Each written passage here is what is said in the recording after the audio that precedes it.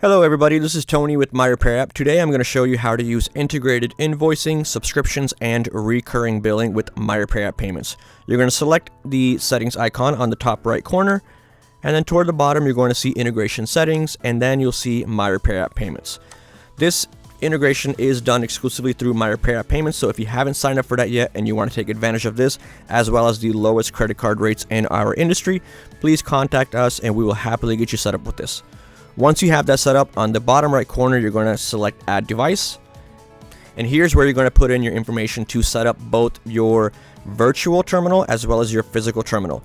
So here you'll see the app ID, app key, and device EPI. This is where you want to copy and paste that information carefully for both terminals.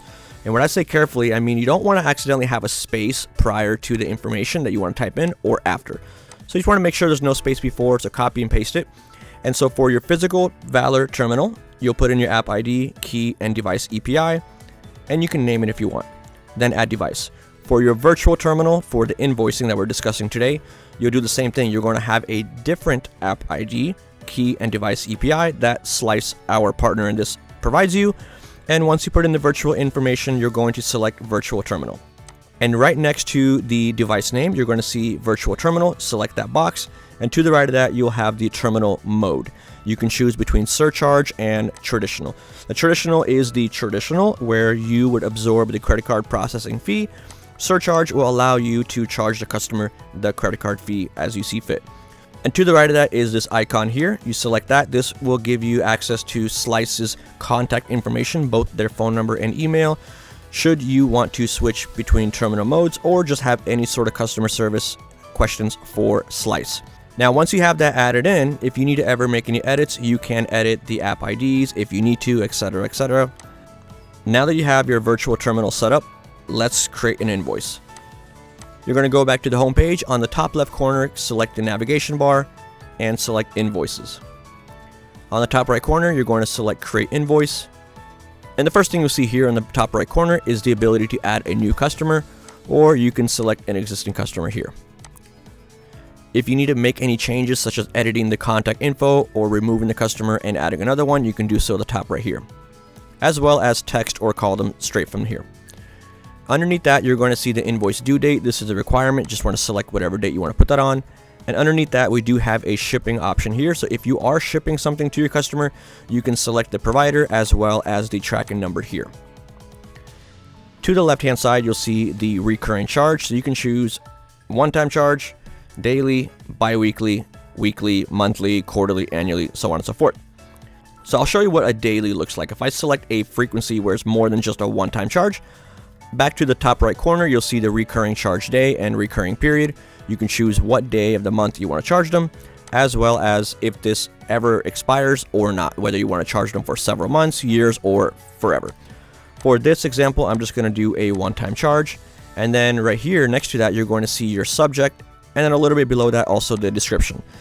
The subject is the title of the charge, and your description is going to be an additional explanation.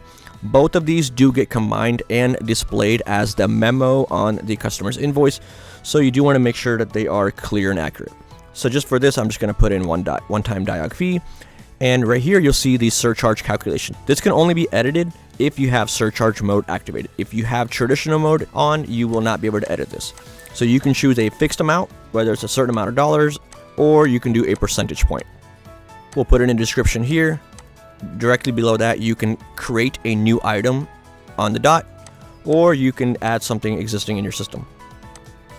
On the right hand side, you can edit the price if you need to, as well as select these three dots here.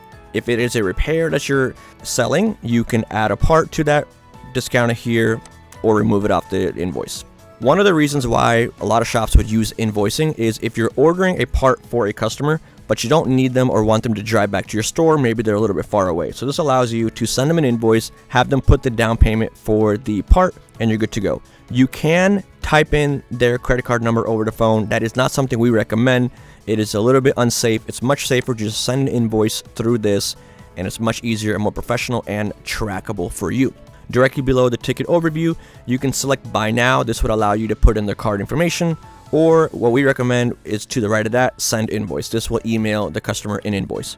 Directly below that, you'll see preview invoice. You select that and this will show you what your customers are going to see when you email them the invoice. So I'm going to select send invoice and it's going to send me an email. And here, this is the invoices and subscription dashboard. You'll see all of your subscriptions, including the status of them, whether they are unpaid or paid. I'm going to go to the email here and you're going to see the invoice that we just got. And here it is going to have the name of your email address that you have on file with MyRepairApp. And so the customers see this, they click on pay this invoice. They scroll down to the bottom and they will see A, the invoice, and then B, the ability for them to put in their card information and pay you. And that's all there is to it. For more features, you can check out our help center here. Click on support. You can watch our YouTube tutorials, or you can use the AI assistant inside of MyRepairApp. And of course, our support team is always here if you need us by filing a support ticket. Thanks so much for watching.